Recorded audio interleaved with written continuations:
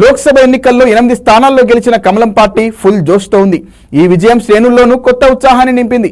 గెలిచిన నేతలను కలిసి తమ సంతోషాన్ని పంచుకుందామంటే ఒక నేతను కలిస్తే మరో నేత ఫలానా వర్గం అంటూ ముద్ర వేస్తారనే భయం నాయకులకు కార్యకర్తలకు పట్టుకుంది.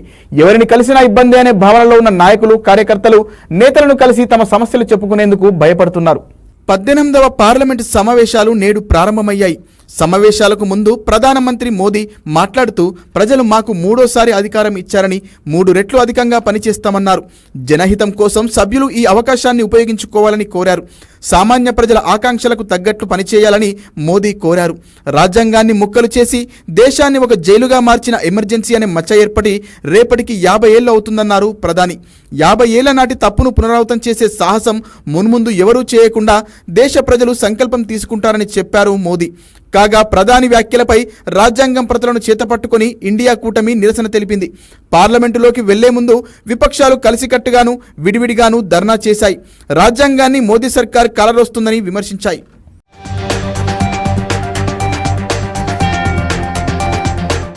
రాజ్యాంగంపై ప్రధాని మోదీ, కేంద్ర మంత్రి అమిత్ షా దాడులు చేస్తున్నారని కాంగ్రెస్ ఎంపీ రాహుల్ గాంధీ విమర్శించారు.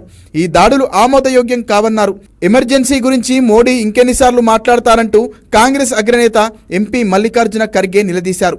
మోదీ అప్రకటిత ఎమర్జెన్సీ విధించారని ఆయన మండిపడ్డారు. రాజ్యాంగాన్ని పరీక్షించాలన్న తమ ప్రయత్నానికి ప్రజలు మద్దతు పలికారన్నారు ఖర్గే.